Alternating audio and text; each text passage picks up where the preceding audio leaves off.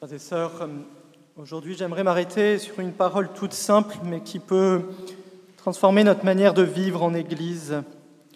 C'est celle que prononcent les apôtres dans les Actes. L'Esprit Saint et nous-mêmes avons décidé. Cette petite phrase est un bouleversement. Elle dit que Dieu agit avec nous, qu'il ne s'impose pas sans nous, qu'il nous visite, qu'il nous invite à coopérer, à discerner, à oser avec lui. Et pour entrer dans cette dynamique, il faut alors accepter de se laisser déplacer, de se laisser convertir, de se laisser renouveler. Et c'est cela, le temps de la résurrection. C'est cela de vivre de l'Esprit Saint que nous voulons appeler, que nous allons attendre dans quelques jours. Dans les Actes, l'Église primitive fait face à une crise. Que faut-il faire réellement des païens qui deviennent chrétiens? Faut-il leur imposer la loi juive? Faut-il les accueillir sans condition? Le débat est réel, il est profond,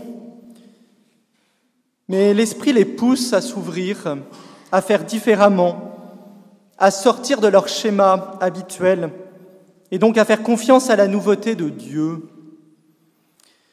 Aujourd'hui encore, l'Esprit nous pousse, il nous déplace de nos zones de confort et nous avons à l'écouter, à le recevoir, à l'accueillir.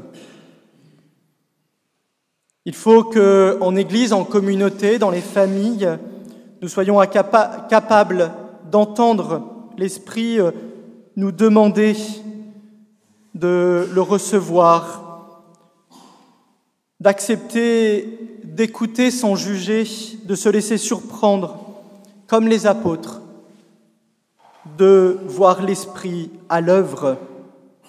L'Esprit Saint peut déranger, mais pour nous libérer. Il est important, alors que nous tendons vers la fin du temps pascal, de se rappeler que la résurrection du Christ n'est pas une suite logique, mais qu'elle est plutôt une rupture, un saut, une vie nouvelle. Elle nous rappelle à renaître d'en haut, à laisser nos anciennes logiques, à accueillir un nouveau souffle. Et cela ne se fait pas sans une vraie conversion. Cette conversion, elle se vit en Église, elle se vit de manière communautaire, comme nous le voyons dans les Actes des Apôtres. Elle demande un discernement ensemble, être à l'écoute les uns des autres. Dans un discours, il n'y a pas longtemps, le pape Léon XIV, qu'il a prononcé envers la fondation Sanctissimus Annus, peut éclairer notre route. Je vais résumer son discours en cette phrase. L'Esprit Saint nous déplace et nous renouvelle afin que l'Évangile ne soit pas une doctrine figée, mais une semence vivante dans l'histoire. Je crois que là, c'est la vie chrétienne. Elle est une semence vivante, un Évangile qui prend chair, une nouveauté qui demande une réponse. Et nous sommes appelés à le faire, à le vivre. Nous sommes appelés à renaître. Alors, où en sommes-nous en ce temps pascal ? Où est-ce que j'ai accepté de renaître ?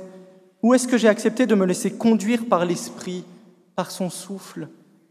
Y a-t-il eu un vrai déplacement en moi, une véritable nouveauté ?